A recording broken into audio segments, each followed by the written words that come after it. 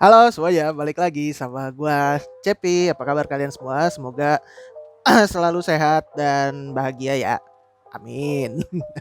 Oke, kalau kalian seumuran nih sama gua, kalian pasti tahu channel TV dulu, channel TV lokal yang namanya adalah Spacetoon.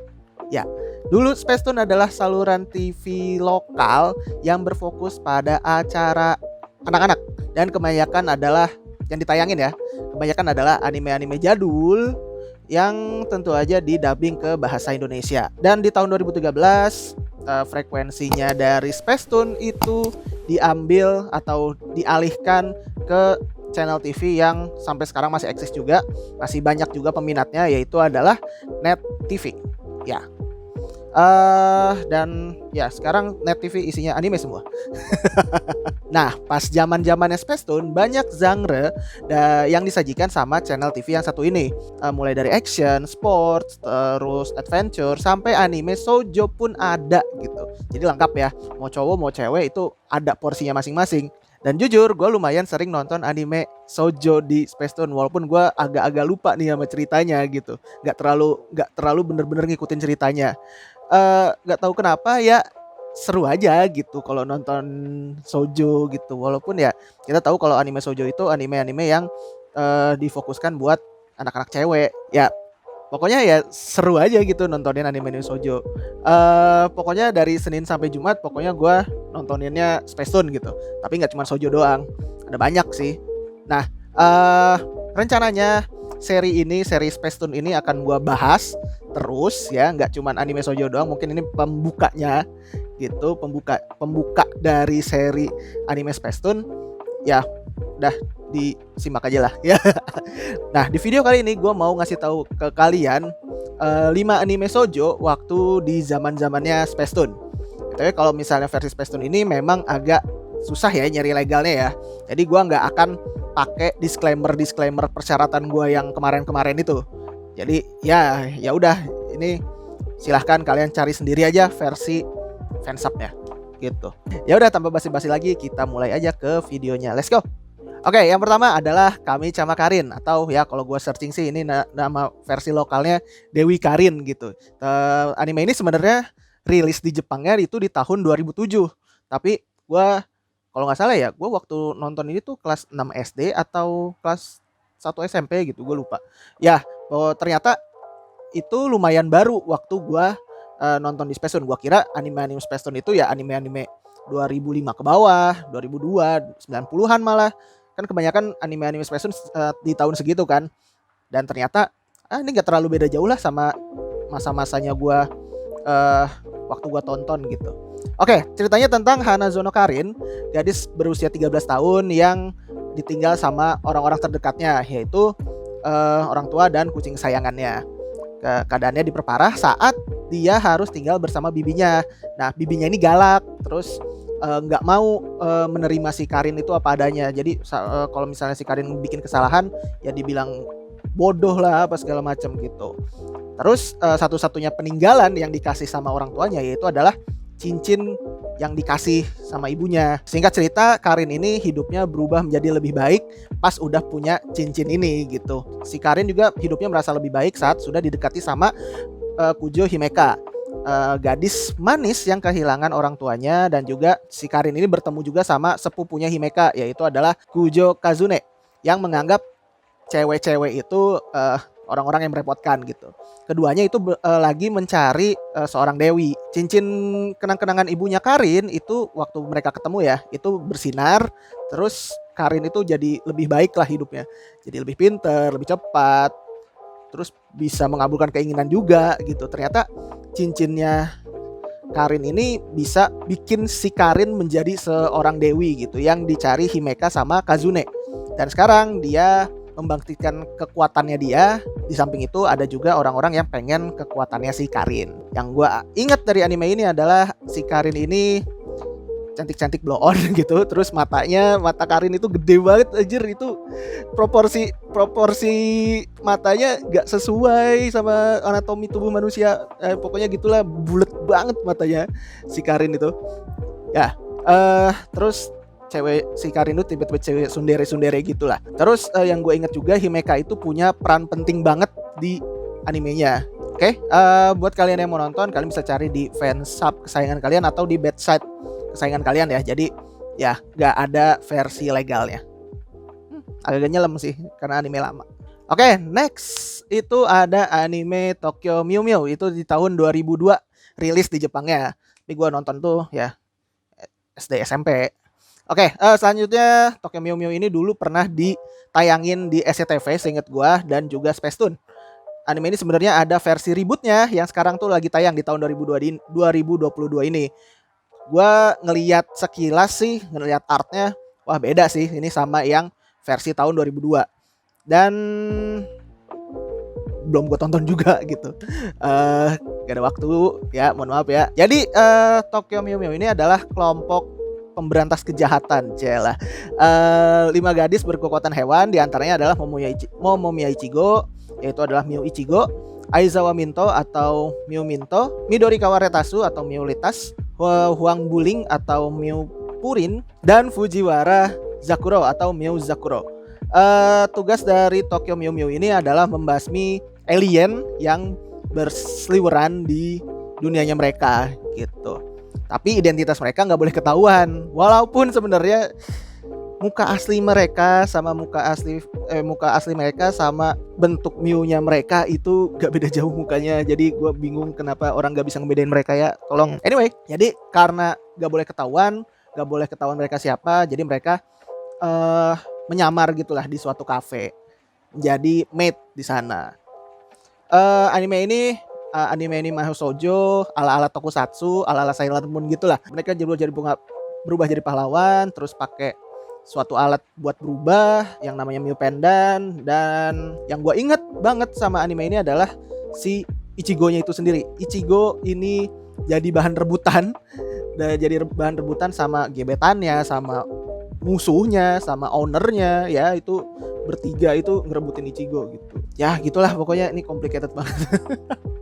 Anime cewek banget ini anjir. Ya udah, kalau kalian mau nonton versi lamanya bisa cari di fansub kesayangan kalian atau di bedside ya. Itu episodenya lumayan banyak, ada sekitar 50 ya, kayak tokusatsu banget kan.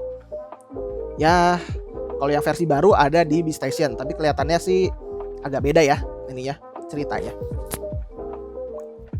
Oke, next. Oke, selanjutnya ada Korektor Yui yang di Jepang sendiri rilis di tahun 1999. Tayangnya di Jepang ini lebih jadul ya. Kalau dulu seingat gua anime ini pernah ada di SCTV seingat gua. Tapi ingatan gua itu agak samar-samar dan gua taunya ini animenya ada di Space Tune.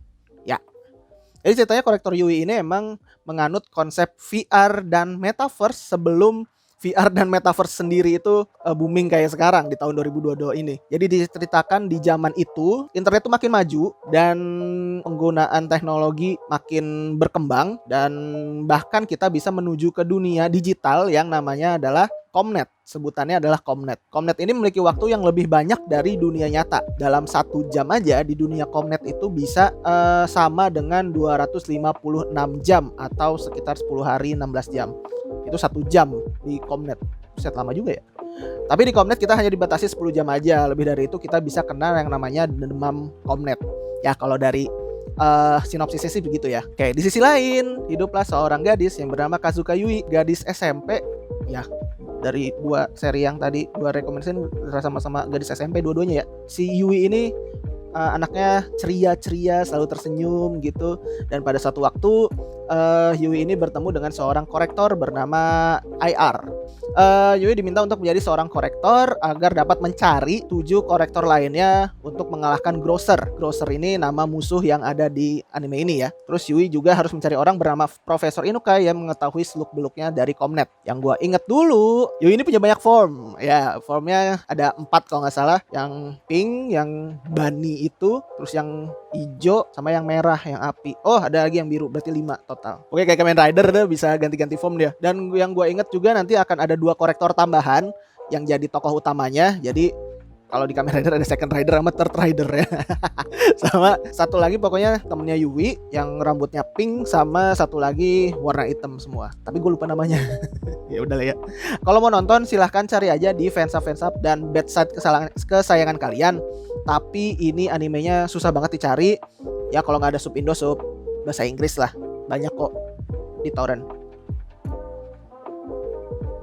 Next ada Ojo Majo Doremi, atau kalau versi bahasa Indonesianya adalah Magical Doremi yang rilis di tahun 1999 juga. Ya kalau misalnya 2 segmen atau 3 segmen sebelumnya itu adalah cewek-cewek SMP, sekarang lebih kecil lagi yaitu siswi-siswi SD gitu. Ini bener-bener kayak acara bocah banget gitu. Tapi ya cukup terkenal juga di Indonesia. Sekali lagi ini dulu tayangnya di SCTV.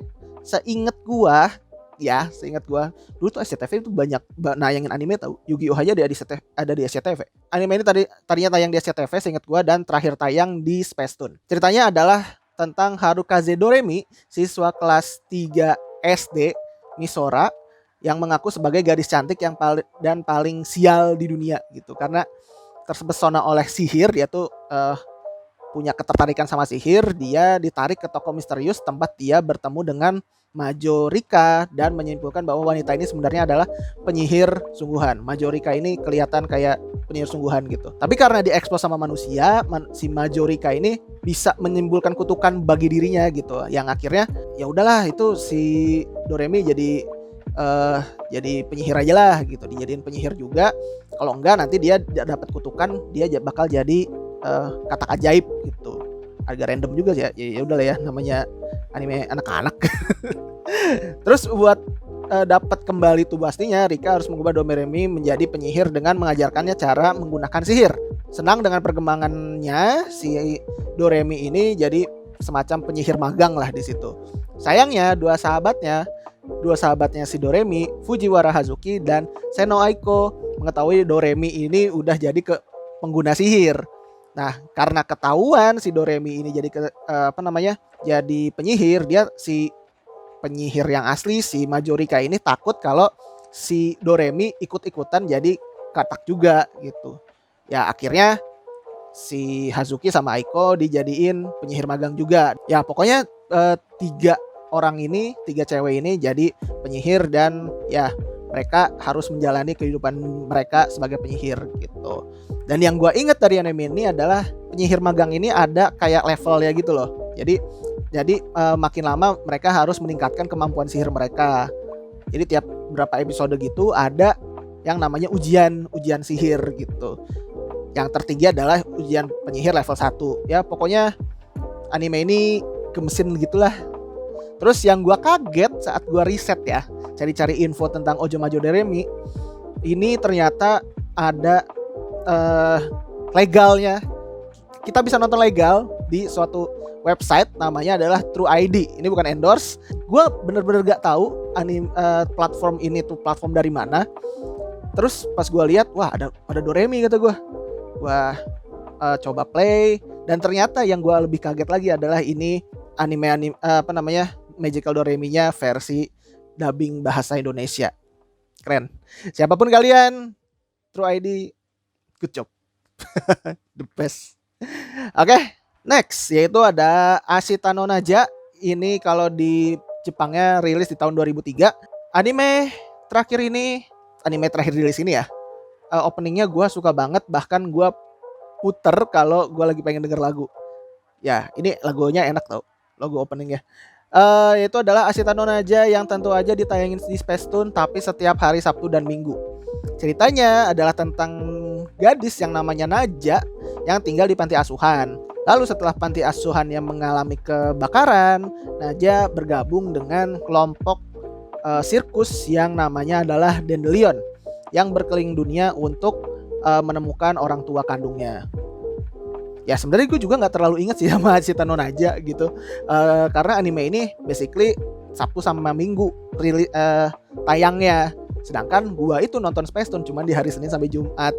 Sabtu Minggu gue jarang banget nonton Spacetoon, jadi gue nggak terlalu tahu. Tapi ya kadang-kadang nih muncul nih si Naja ini nih, dan gue sempat nonton juga setelah beberapa tahun kemudian, zaman-zamannya internet, nonton 1-2 episodenya gitu.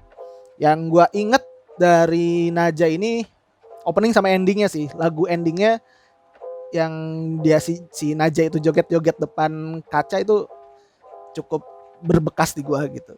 Terus juga dan seingat gua si Naja ini cewek yang bakatnya adalah dance gitu, dance nari ini ya, dansa gitu ya. Ballroom dance kalau salah ya, nggak tahu itu pokoknya. Ya, jadi si Naja ini karakternya periang, suka menolong, suka berdansa. Jadi itu yang buat bikin dia direkrut sama sirkusnya Dandelion gitu. Oke, jadi gimana menurut kalian? Apakah kalian pernah nonton anime-anime yang gua sebutin tadi, anime shoujo yang gua sebutin tadi? Mungkin kayaknya kalian lebih tahu gitu daripada gua. Boleh sharing-sharing di kolom komentar di bawah kalau ada anime shoujo lain yang mungkin pernah kalian tonton di Space Tune gitu, atau mungkin bisa kalian rekomendasiin anime Space Tune apa lagi yang kiranya bisa direkomendasiin di sini. Kalau kalian suka dengan video gue, boleh di like. Kalau nggak suka, di like aja nggak apa-apa. Dan share juga ke teman-teman kalian. Dan buat kalian yang belum subscribe, subscribe lah. Nyari loncengnya ya, biar gak ketinggalan video-video dari gue. Ya udah, gue Cepi pamit. Sampai jumpa di video selanjutnya. See you, bye bye. By the way, setupnya bagus gak? Setupnya ya gini lah. Tidak seperti biasanya ya.